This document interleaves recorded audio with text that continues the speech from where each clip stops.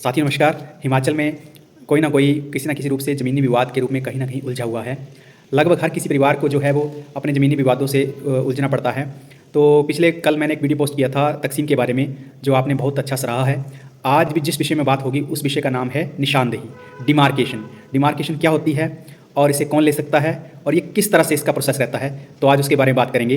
तो डिमार्केशन के लिए एचपी लैंड रेवेन्यू एक्ट के सेक्शन 107 के तहत जो है डिमार्केशन का जो है प्रावधान रखा गया है।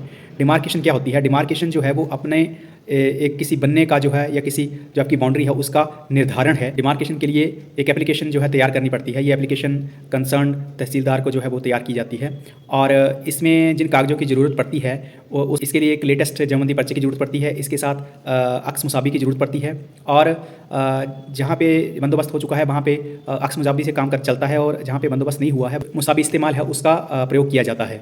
तो अक्स मुसाबी और अक्स मुसाबी जो है वो आपको आपके जो कंसर्न्ड जो आपके रेवेन्यू हेडक्वार्टर होगा वहाँ पे आप सवाल देकर उसको ले सकते हैं। अब बात आती है कि निशानदेही कौन ले सकता है। निशानदेही के लिए जो पैरामीटर्स है उसमें सबसे पहला ये कि आप मालिक होने चाहिए या कोशेरर होने चाहिए, वो निशानदेही ले सकते हैं। और निशानदेही के लिए जो एप्लीकेशन तैयार होती है उसमें ये भी लिखना पड़ता है कि आप किन कारणों से निशानदेही ले रहे हैं। आपको वजह भी लिखनी पड़ेगी कि आप अपने बनने की डिमार्केशन के लिए ले रहे हैं या कोई निशानदेही के लिए आपको कारण देना भी ज़रूरी है कि आप किन कारणों से जो हम निशानदेही ले रहे हैं। और निशानदेही के लिए मेन कारण जो है वो बनने की एडजस्टमेंट है, जो आपका पर्टिकुलर जो आपका बाउंड्री है उसका, या कोई और बाउंड्री डिस्प्यूट है उसके लिए आप निशानदेही ले सकते हैं। अब निशानदेही में बात आती है कि निशानदेही के लिए किन लोगों को जो है वो पार्टी बनाया जाता है। तो जो आप हैं, आपके साथ जिनके साथ आपका डिस्प्यूट चला हुआ है तो उसको आप रिस्पोंडेंट बनाते हैं।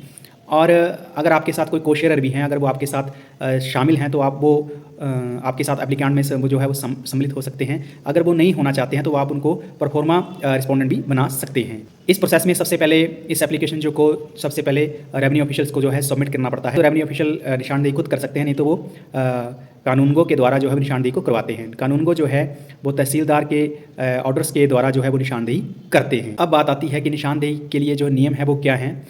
वास्तव में जो फाइनेंशियल कमिश्नर जो एचपी हैं उनके द्वारा जो है लगातार निशानदेही में इलास्टिसिटी नियमों में चली रहती है।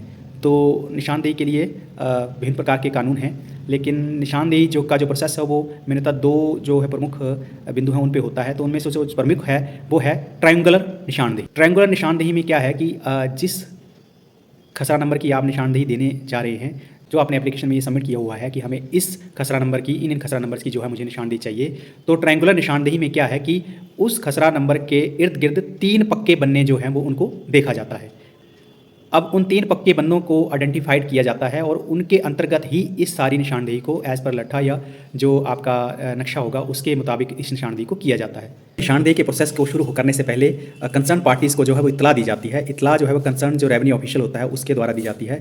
इत्तला एक बहुत महत्वपूर्ण पहलू है इस निशानदेही में, ताकि सारी पार्टियाँ ये अवगत हो सकें कि फ़लानी तारीख को इतने बजे जो है वो निशानदेही रखी गई है। उस वजह से जो है सारे बातें हो जाते हैं उस इत्तला के अंतर्गत कि सारी पार्टी जो है वो कंसर्न जो आपकी ये निशानदेही होगी उसमें उनको शामिल होना पड़ता है। निशानदेही करते समय एक प्रमुख बात का ध्यान रखा जाता है कि जो आपकी जरेब होती है या जो फीता होता है उसको जो है वो कंसर्न जो पार्टीज़ होती हैं उनको उसकी जो है वो जांच करवाई जाती है कि ये ठीक है और इसके थ्रू जो है हम निशानदेही करने जा रहे हैं। जब निशानदेही में पैमाइश हो जाती है तो पर्टिकुलर जितनी भी पार्टियाँ उसके अंतर्गत होती हैं तो उन सबके बयानात जो हम रिकॉर्ड किए जाते हैं।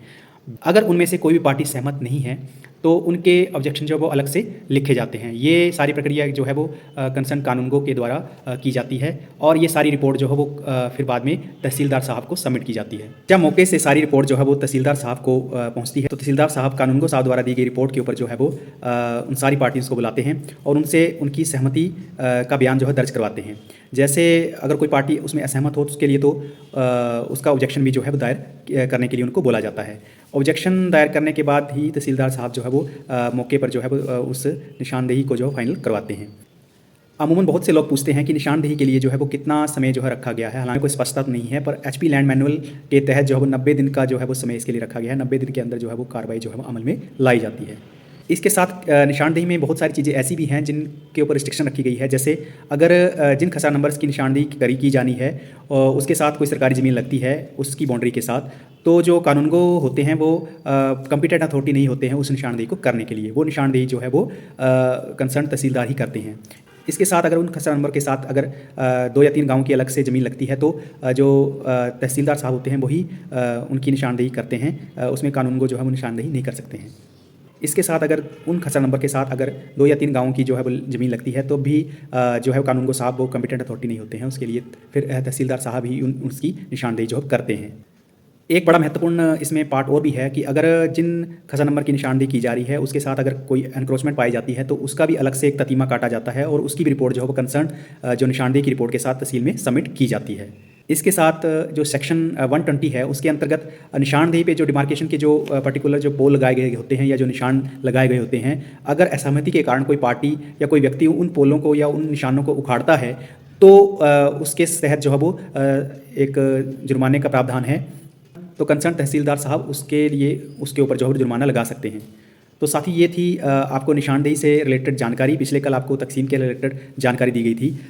निशानदेही और तकसीम 2 ऐसे मुद्दे हैं जिनके ऊपर जो है लगभग सारे जितने भी ज़मीनी मामले हैं वो उलझे हुए हैं।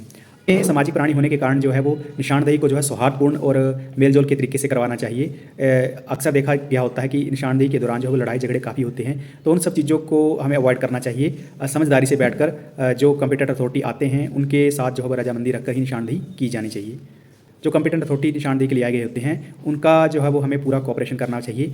उसमें अगर आपको किसी भी तरह की कोई दिक्कत नज़र आती है तो आप अपने ऑब्जेक्शन जो है वो अलग से दायर कर सकते हैं। तो साथियों, अगर जानकारी अच्छी लगी हुई तो आपने मुझे फॉलो करना है और इस वीडियो को शेयर जरूर करना है ताकि ये जानकारी आप मित्रों के साथ जो है साझा की जा सके। इस तरह की बहुत सारी जानकारी आपके साथ लेकर आऊँगा, तो बने रहिए नवीन के साथ। बहुत बहुत धन्यवाद।